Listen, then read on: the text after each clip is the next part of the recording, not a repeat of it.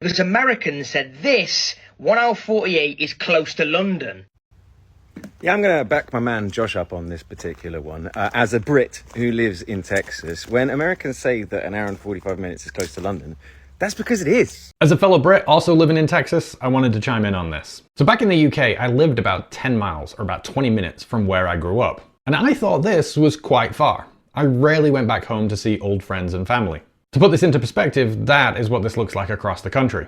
Not very far at all. And then I moved to the US, and eventually to Texas, where you can drive for 11 hours, almost 800 miles, and still be in Texas. Driving the 4 hours down to Austin is a fun weekend trip. My understanding of what far looks like changed dramatically. So my first trip back home to the UK looked like this. Traveling the entire length of England, from Manchester down to London, back up to the Lake District, visiting Scotland, and stopping off in the goth capital of Whitby. My UK friends thought I was nuts, but it was an awesome trip. And when we went back this year, again, I drove all over, exploring Scotland and the Highlands and the Isle of Skye. Over the whole trip, it was almost a full day's worth of driving. And when I go back next year, that trip will probably look very similar to this one. So to bring this all back to my usual type of content, I feel like this highlights the importance of perspective. If I hadn't moved, I probably never would have gotten out of that 10-mile mentality that I had, which certainly would have changed my vacations. I've seen more of the UK since I moved away than I did while I lived there.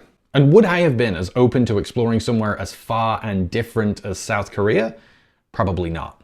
Two vastly dissimilar lives, but both versions of the same person. All that had changed was my answer to the question, how far is far? On the video I did about bystander intervention, one person, well-intentioned, said not to get involved, to just watch from a distance and call the police. Which is reasonable advice if you're cis and het and this shade of Anglo-Saxon bronze.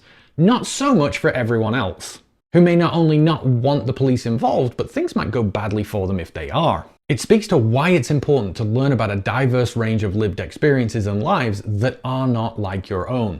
If everybody you learn from looks like you, has a similar background, comes from the same towns and culture, then it can be hard to view the world through any other lens. Oh, those crazy Americans who think that 2 hours isn't far.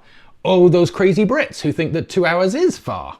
It helps to gain understanding that not everyone thinks like you or has the same reasoning, and why someone else might see things very differently to you. To break out of the trap of simply assuming it's just because they're stupid or they're wrong. They may just understand certain concepts, like what is far, in a different way, resulting in a dramatically different outlook on life. And the greater your collection and understanding of perspectives that are not your own, then the greater ability you'll have to make sense of the world, to empathize, and build community with others.